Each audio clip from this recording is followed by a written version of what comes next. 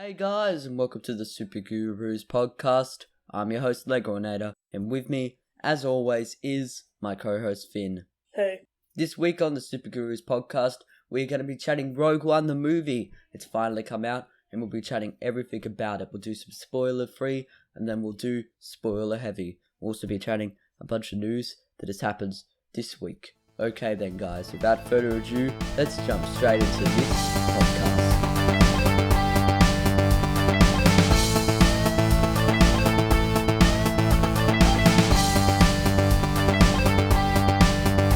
Okay, so there some new additions to the Justice League movie cast. Jesse Eisenberg and Connie Nelson have been confirmed. So they'll both be in the movie? They're both confirmed for the movie. Cool, looking forward to seeing a bit more Lex Luthor in the DC Extended Universe. Yeah. And I haven't really seen any of Hippolyta yet, so it could be interesting. Yeah. Well, I've got another piece of DC news. David Ayer is to direct a female-led Gotham City Sirens movie with Harley Quinn as the lead, and Margot Robbie is an executive producer. So, David Ayer, he did Suicide Squad. Finn, what do you think of this? I really liked Suicide Squad. It was quite a good movie, and I think, is Margot Robbie still playing Harley Quinn? Yeah. Oh, that's very good then. She's executive producer. I think that'll be really cool. Yeah, so some characters like probably going to be in this Catwoman and Poison Ivy as part of the Gotham City Sirens. Definitely. So, seems like a female superpowered team. Finn, what's your next piece of news? Well, there's been rumours that Spider-Man won't be in Avengers Infinity War. I think none of these rumours are true. He's just such a big cash cow. Why would you not include him in your biggest movie? Yeah, I see what you mean. Finn, he's gonna be in Avengers Infinity War. He's their big new marketing asset, not just gonna leave him out. Fair enough, yeah, so... Okay, then probably expect to see him, but there are rumours. They got him for a reason, Finn. They did. Well, I've got another piece of Spider-Man news. Spider-Man 2 is already planned for July 5th, 2019. Okay. Well, we'll have to see how the first one goes. Hopefully it'll be really good. I really like Spider-Man in Civil War, and so I think the movies are going to be really good. Yeah, could be pretty good, but I think they're already planning for a next movie that's interesting. Like, they don't even know how the first one's gonna go, but it'll probably go alright. So I guess it's okay that they're planning, but maybe hold off planning a third one. Definitely. I think they don't want to get too ambitious. Definitely. So Finn, what's your next piece of news? I'm out of... Well, we watched a couple of trailers off camera. So, we watched the Blade Runner 2049 and the Emoji Movie trailer. Emoji Movie! Yeah, it was amazing. It was absolutely awful. We're gonna have to... Why don't we talk about the Emoji Movie first? Yeah, that's what I was talking about, Emoji Movie. Okay, let's do it.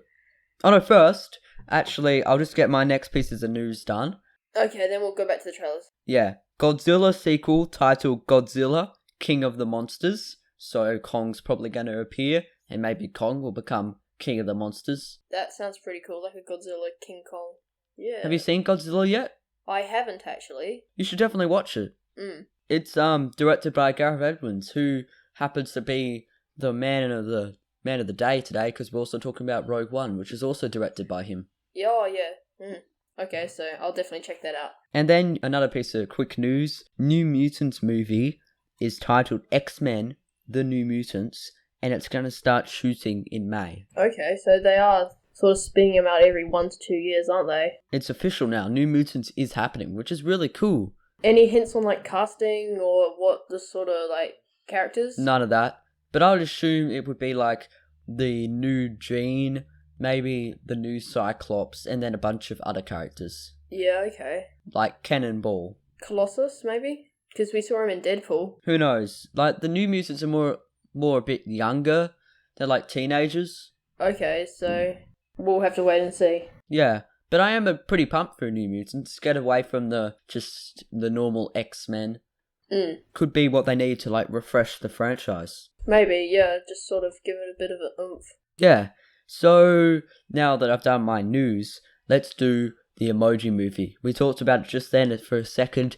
It sucks, okay guys? This trailer, so it opens on meh, the emoji meh, and he's like, "Oh, hey guys, it's Meh." Is that what his name is? Meh. His name's Meh. I didn't get that. That's his name, Finn. Oh, okay. So it just looks so bad.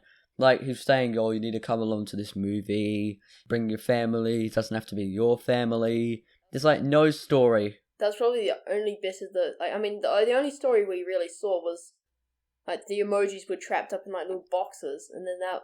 Yeah, so there's basically no story. So we've got no idea what this is about. But so far, if they were trying to crack some jokes, I was not falling for them. And also, in the trailer, they had black bars on either side of the screen, like it was filmed on an iPhone. Oh, okay. You know how you get those black bars on the side of the screen when you're watching it on, like, a computer or something, when you film with your phone upright?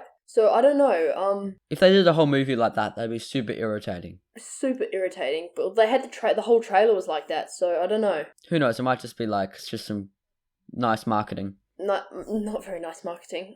Yeah, unnice marketing.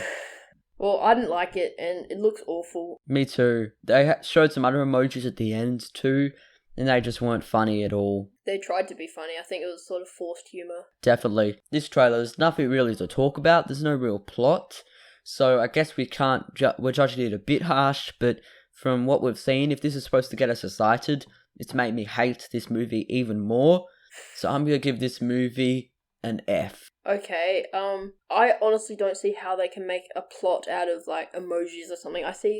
I mean, with Inside Out and stuff, I was skeptical about it, but I see sort of how you can make a story out of, like, being inside someone's mind, but not inside, like, a phone or anything. It's gonna have to be, like, an F for me as well.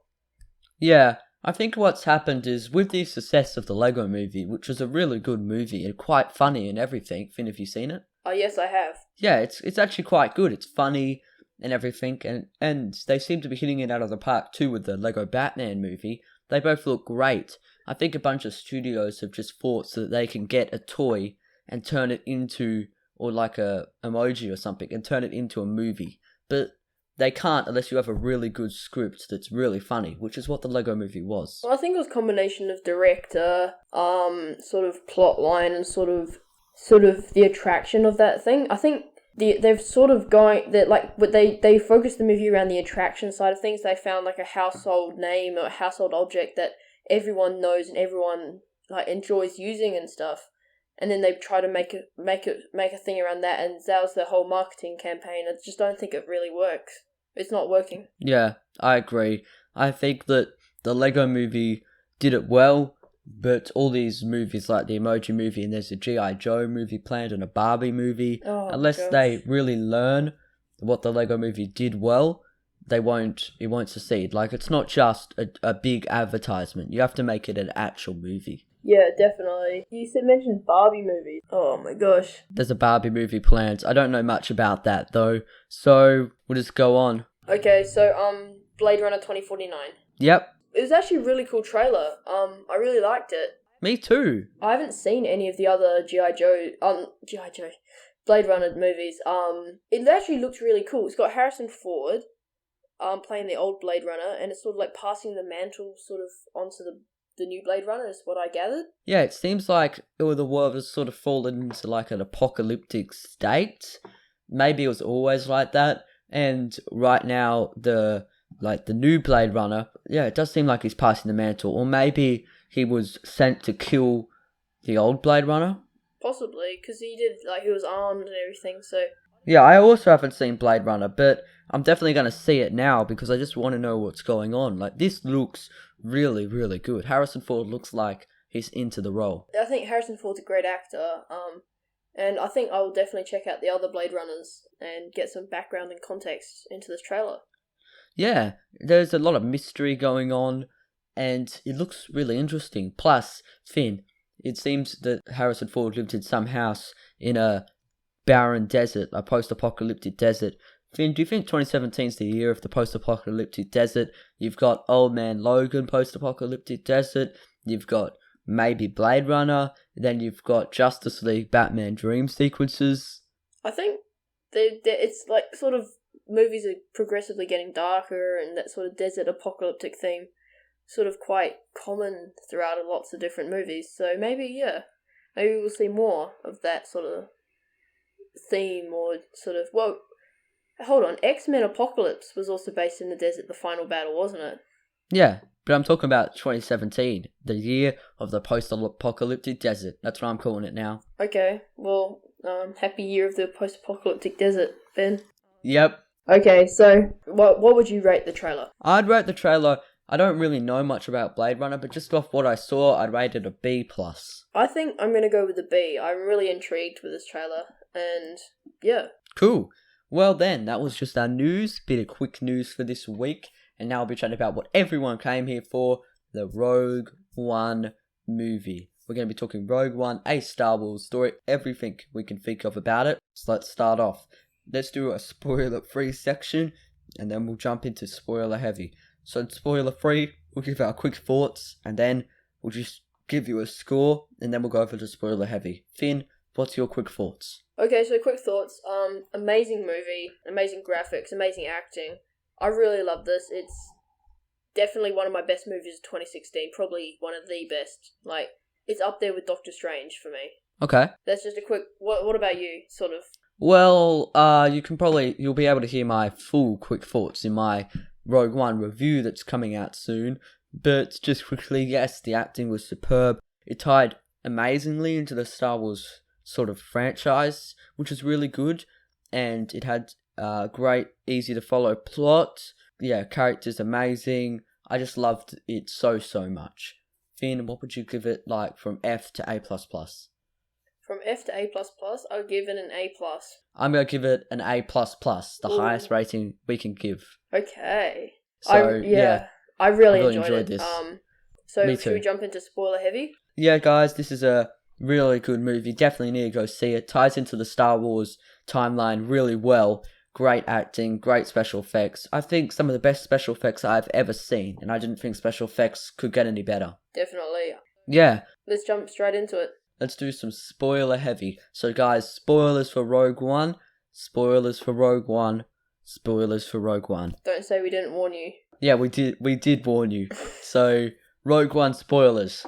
Let's begin. Finn, there's one thing that's been itching on my mind ever since I saw it, okay? Yeah? What did you think of the CGI Tarkin and the CGI Leia?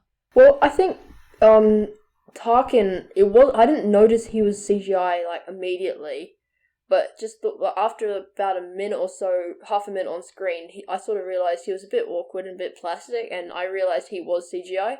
But I think Leia, when she came on the screen, I immediately knew she was CGI.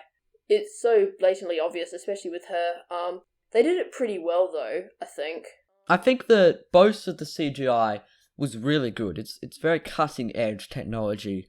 It's amazing that we were able to revive like a dead actor into a movie and just make him out of basically nothing.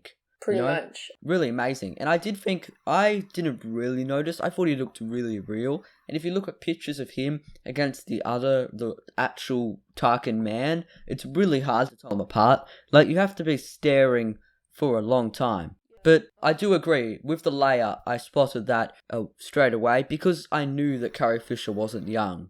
So it sort of just clicked in my head that was fake, and then you start to notice all the little differences. Well, it might have been just because we were used to seeing Tarkin during that movie. We only saw Leia right at the very end, so maybe once we realized that Tarkin was CGI and we became used to telling him apart from the other real characters, then that's why Leia we think is such a bigger standout to Tarkin. Yeah, I do think that Tarkin, though, I think he had to be in the movie. He's integral to the Death Star. They couldn't have done it without him, definitely, and I think bringing in another actor probably wouldn't have done his character too much, but so they were in a tricky position, either try something completely new or go against popular opinion and a character that people sort of love and is well known. Yeah, and I did think that the Leia at the end, that didn't need to be there, but I did think it was a nice touch. Well, I think the way that they're going with the whole scene is sort of like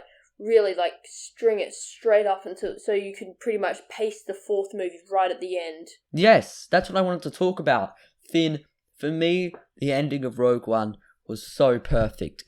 I could imagine if I just put episode 4, I got them both in my video editor and just put them together. it'd be almost impossible to notice. It is such a perfect, seamless, just transition.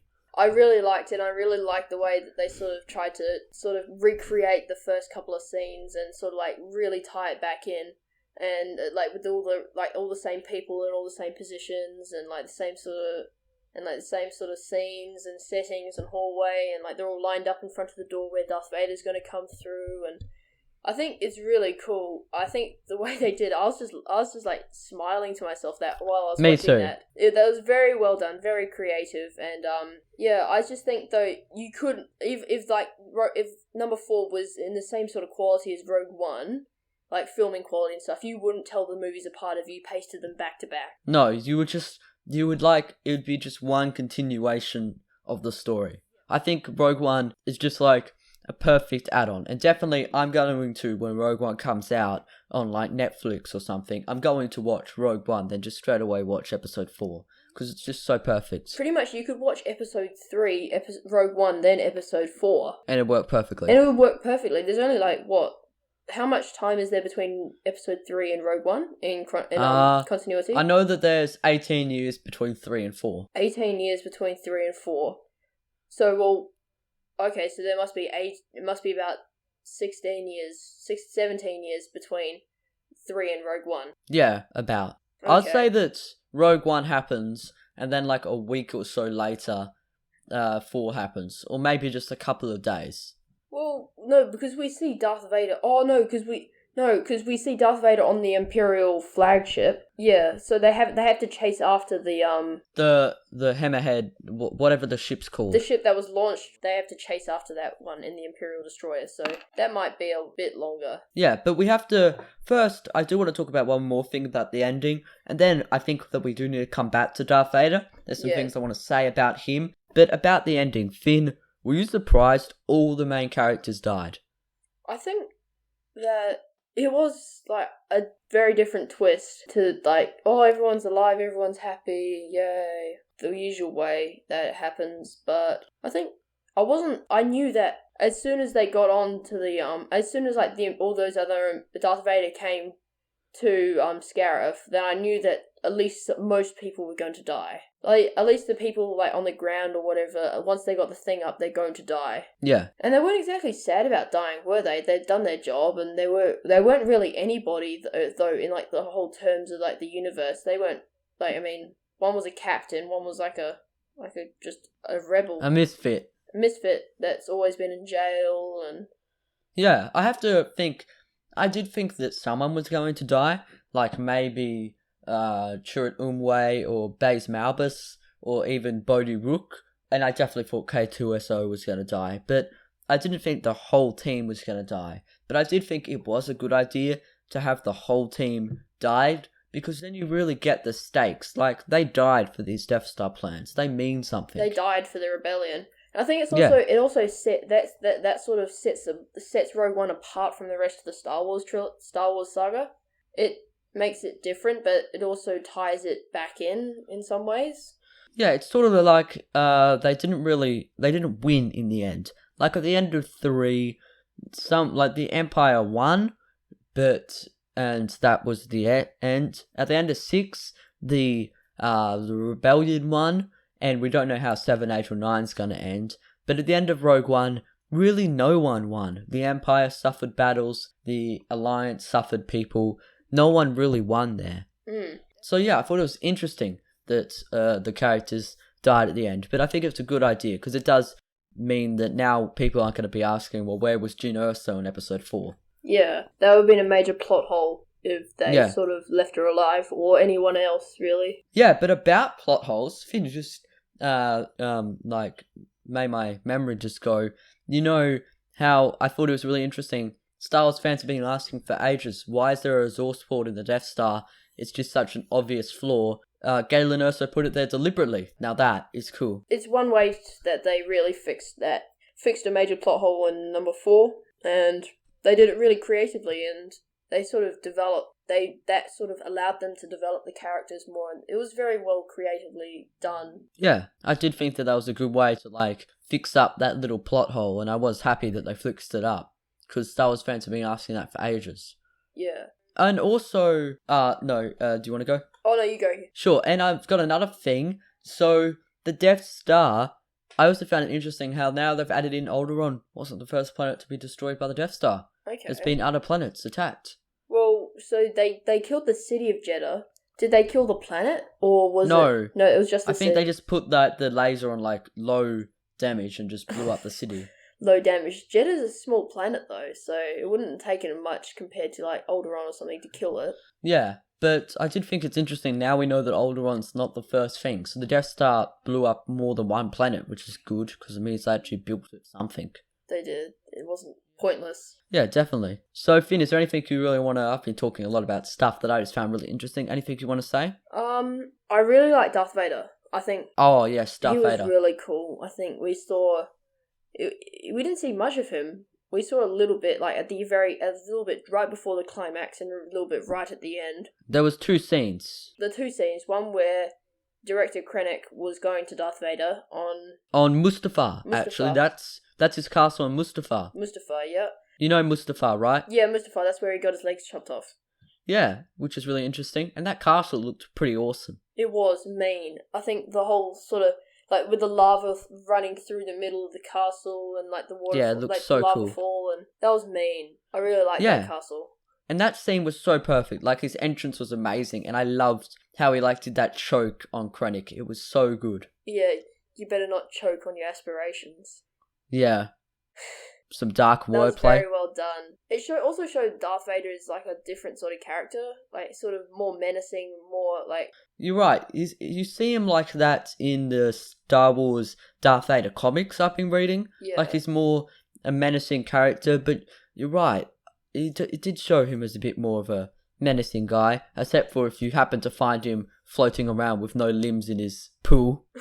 I think, though, that, what really set him... It was sort of like a big contrast between Rogue One and also number four, the original 3, but especially number 5 and 6, because we see Darth Vader as a subordinate to the Emperor in 5 and 6. But we don't really see that as much in Rogue One. We see him sort of acting on his own man. And this sort of maybe sets him up for the confrontation with the Emperor in number 5 and 6. I know that in between 4 and 5, the Emperor actually tries to replace him because he doesn't believe in Vader anymore after he failed with the whole Death Star thing. Well, you waste all that sort of resources and money getting your ass handed to you, literally. Yeah. Yeah, so... Yeah, I think he was good, and I did think that Darth Vader needed to be in the movie, and it would have been odd if he wasn't, and I did think that he had some awesome lightsaber wielding at the end. Like, that probably is the best lightsaber wielding in a movie that Darth Vader has done, not Anakin, Darth Vader. Well, I think if you go back and look at, like, the original, like, the fight scene between Darth Vader and Obi-Wan Kenobi, there's sort of, like, 3-year-olds swinging sticks at each other, but this was amazing, like twirling the lightsaber. Yeah, actually, I'm gonna say it's the best Darth Vader, like, sort of, like, elaborate fighting, but, of course, the actual best Darth Vader scene is Darth Vader versus Luke in Star Wars 5. I definitely think so, yeah. The best lightsaber battle in Star Wars history. That's just perfect. Hands down. Well, it wasn't really a lightsaber battle, it was more like just Darth Vader, like, mowing down the people. Yeah. That was perfect in episode 5. Yeah, so that's it for Darth Vader, really. And, Finn, is there anything you want to talk about? We're talking about new additions to, like, the Star Wars universe. We finally saw what a kyber crystal looked like. Oh, yeah, like our first live-action look at a kyber crystal. Like, we've had looks in Star Wars Rebels and Star Wars The Clone Wars, but our first live-action. Yeah, so, Jyn Erso had one around her neck and as, like, a pendant. Yeah. And it seems that they sort of emit the Force as well. Yeah, they are connected to the Force. That's the thing that kyber crystals are. And they also, I liked how the crystal doesn't have any colour, because the crystal doesn't really have any colour unless someone, like, connects to the crystal. Yeah, so, well, we know that crystals power the lightsabers, so we have the green, blue, purple, and red mainly. Yeah. Those are the main 4 colours. And there's also green ones in the Death Star. Yeah. Well, I don't know. That might just be a part of... Because they're not really getting, like, connected with the Force, are they? They're just sort of being enhanced and... maybe, I'm pretty sure that, like, all the kyber crystals, they're like, have a green tint to them. So they like, start off with they're just like a sort of clearish crystal with like a greenish tint. So they give off green energy, okay? Okay. Like the Death Star. And then, like, when a Jedi connects to the crystal, it, like, chooses a colour. Maybe. Well, I think that, or it might just be a process of sort of the way that they refined the crystals and sort of harnessed that energy. It wasn't sort of the traditional way. It might just be a byproduct of how that happened. So you're saying that maybe the crystals are always clear. When a Jedi chooses them, they turn a colour, and we saw a clear one on Jin, and then when the, like, Empire gets the crystals, they're still clear, but then how they refine them and put them in the Death Star, that process makes them give off green energy. Yes, that's what I'm thinking. The green energy is not the crystal being green, more a process of the refining. Yes, I think probably they would have had to use some sort of chemical reaction or whatever to get the energy from the crystal and use that. In the process, that turns the crystal, like the refining turns the crystal green and makes them emit green energy. Yep, pretty much. Okay, yeah, I like that, Finn. No, Star Wars theory crafting. Yeah, Star Wars theory crafting, yeah. Have to add that to my all lightsaber crystals episode. Death Star's a lightsaber. Yeah. Finn, what was your favourite character in Rogue One? I really liked a lot of the different characters. I think, though, I really like the blind. Chirrut Îmwe? Yeah, Chirrut Îmwe. Yeah, he was really cool. It'd probably be my second favourite for me. Oh, pity we didn't see him do too much fighting, to be honest. We saw him, like, with that fight scene on Jeddah, but we didn't really see him do much other combat. Like, yeah, I think that was, like, we got a minute of his combat on Jeddah, and then nothing else compared, like, that sort of caliber and quality of fighting. Yeah, we did get a bit of that. We got, like, a bit of fighting while he was on Scarif, but not heaps. Yeah. Yeah, I'd say that my favourite character would probably be, I'm going to have to say, I actually really liked Tarkin. He just feels like that sort of, is more of a hands-on Imperial officer. He's like getting there, getting the job done. And I just like felt his simmering anger at Galen Erso. I really liked him too. Also, just real quickly, this reminds, I saw this somewhere, but it's a bit of sort of Easter egg and stuff. In Star Wars 4, we see, you know, when Tarkin is sort of revealing the plans for the Death Star, and they've got all like the Imperial officers sitting around a table, and there's like an empty chair. Yeah. I don't know where I heard this theory, but it's that might have been Tarkin's chair. Oh, that could be. I think that does sound pretty correct. Like, that does make sense that Tarkin's chair. He is a high-ranking Imperial officer, and we've seen Imperial officers wear white before anyway. Yes, we have. Especially in the Clone Wars, I think. I'm pretty sure the one who wears white is, if you look at the table, it's called Wolf something. He's a leftover. He's a Clone Wars sergeant who got promoted and now is part of the Empire. Hmm. Yeah, and we also heard a bit about the Council in Star Wars Episode 4, which they dissolve at the start of... No, I mean the Council in Rogue One, which they dissolve in Star Wars Episode 4. They dissolve it at the end, at the start, during number 4, don't they? Like, at the start of number 4. I'm pretty sure Tarkin's first line, actually, is the Council has been dissolved. Yeah. So, back to our favourite characters... I'd also going to have to say another standout was K2SO. K2SO was very funny. I think the whole sort of theme of having like a funny comedic droid, the director really took it to that to a next level. He sort of made it different to the way that C-3PO, R2-D2 and BB-8 act. I think the way that it sort of mainly stemmed from him being an Imperial droid first and foremost. Definitely. He was really interesting. And I'd have to say another interesting character was Cassian Andor. I sort of liked how he was sort of like a grey character. Like, we see at the start of the movie where he's on that asteroid, that he just shoots a guy in the back. He, like, shoots someone if he's told to.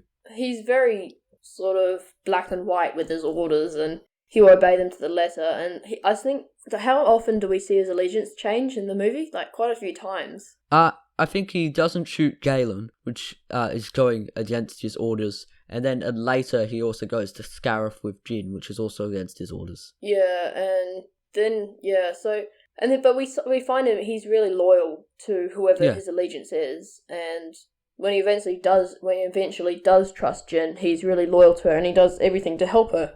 Yeah, definitely.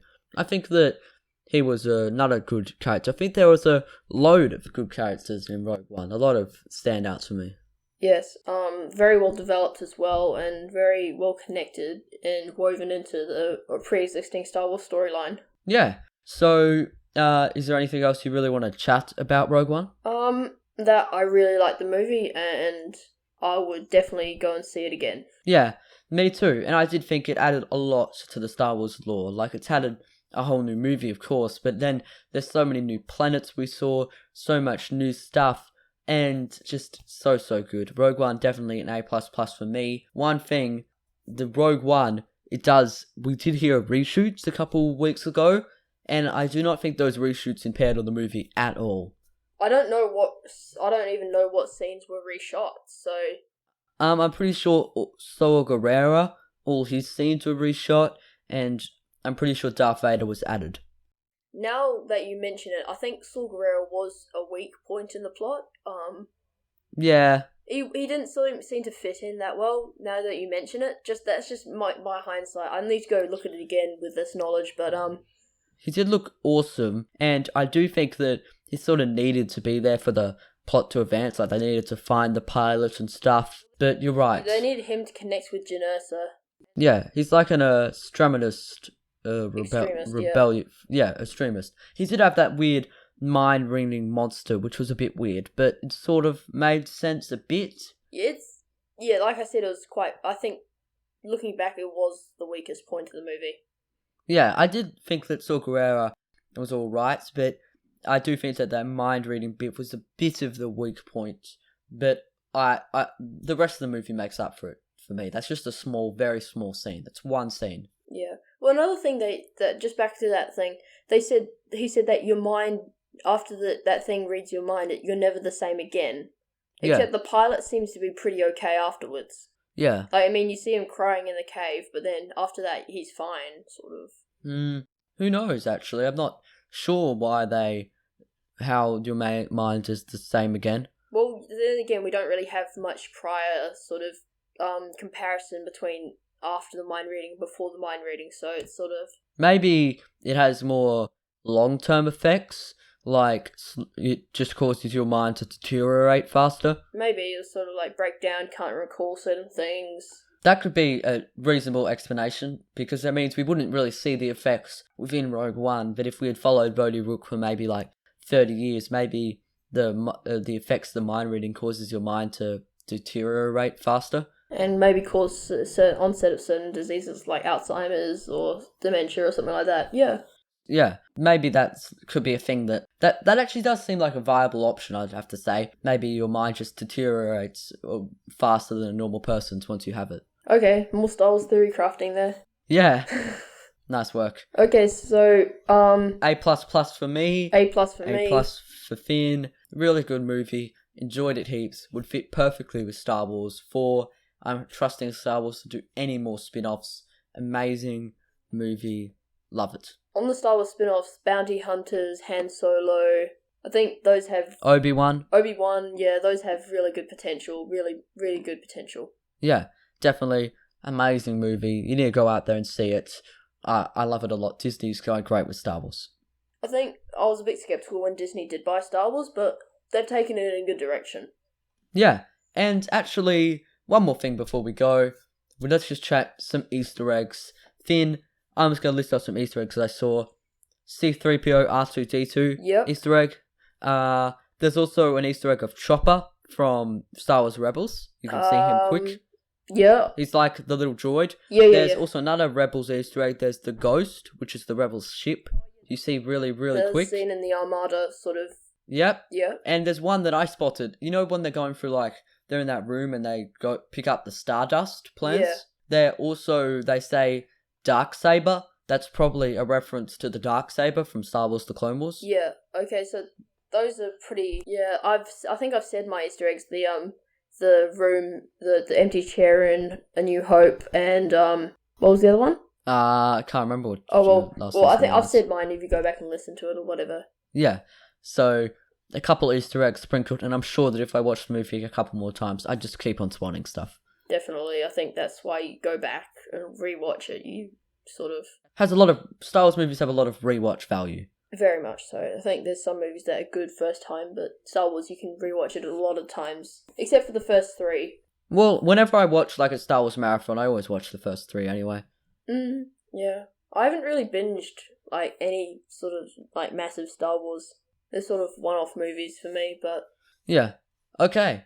Well then, before we like go on forever, let's jump into our final segment for this week in comics, where we talk what we've been reading / watching this week. And of course, I haven't been reading / watching much.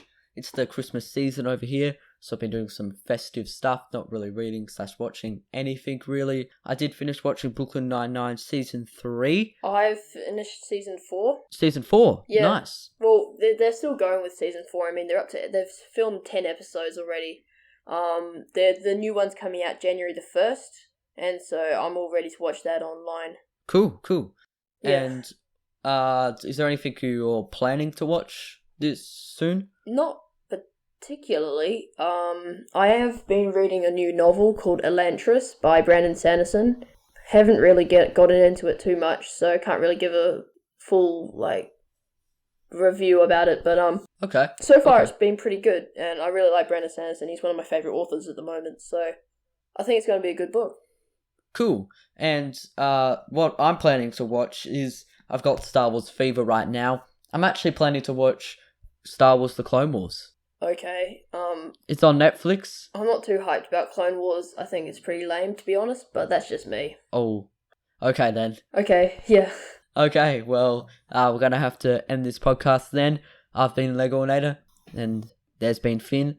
Let's end this podcast. If you guys want to find us, you can find us at Legoinator Comics and More on YouTube, Legoinator Comics and More on Facebook, and Legoinator at Legoinator_CM on Twitter.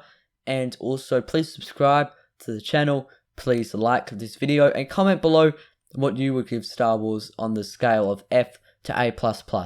Okay then, guys. See you next week. Legoinator out. Bye.